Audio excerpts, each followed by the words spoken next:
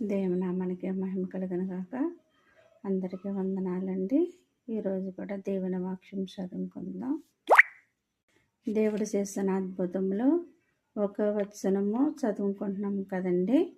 నేను లైన్గా చదువుతున్నాను. మధ్య మధ్యన ఒక రోజున నాకు పనులు మానేస్తున్నాను. మరి ఈ ఈ చదవటంలో నాకేమైనా రైటో తప్పో నాకు కామెంట్ చేయండి. మీ కామెంట్ ద్వారాగా నేను ఇంకా సరి చేసుకుని దేవుని వాక్యం చెప్పాలనుకుంటున్నాను. ఈరోజైతే 2 రాజుల గ్రంథము 2వ అధ్యాయము 11వ వచనమండి.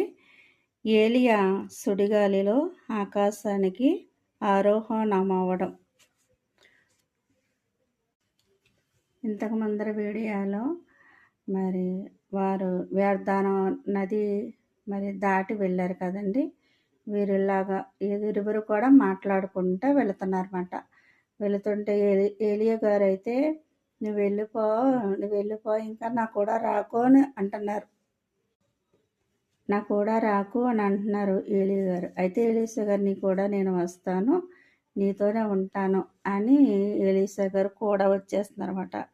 వారు ఇంకా వెళ్ళుచు మాట్లాడుచుండగా వీరిద్దరిని వేరు చేశాను.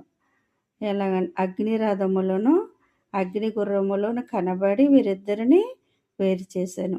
అప్పుడు ఏలియా సుడిగాలి చేత ఆకాశమునకు ఆరోహణమైపోయాడంటండి.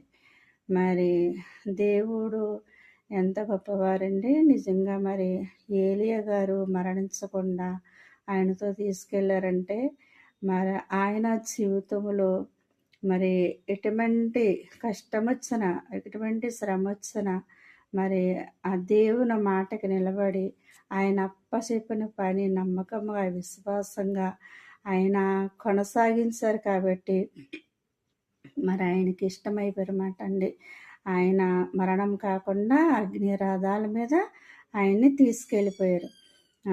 ఆనోకు గారు కూడా 300 సంవత్సరములు ఆయనతో నడిచారు కాబట్టి ఆయన కూడా మరణం చూడకుండా దేవునితో వెళ్ళారన్నమాట అండి. మరి మన జీవితాలు ఎలా ఉంటున్నాయో మనం పరీక్షణ చేసుకోవాలన్నమాట. మరి అంత భక్తిపరులు ఎన్నో శ్రమలు ఎదుర్కొని వారు దేవునితో వెళ్ళారు. మనము మరణించినప్పుడు దేవుడి దగ్గర ఉంటామా? మరి ఆయన రాకడికి మనం ఎత్తబడి గుంపులో ఉంటామా అని మనము కూడా పరీక్షణ చేసుకోవాలండి. ఏ చిన్న తప్పు మనలో ఉన్నా మనం నరకానికి తప్ప మనం ఆయన రాజ్యం చేరలేమంటే. ఆమేన్. ఈ కొద్ది మాటలు దేవుడి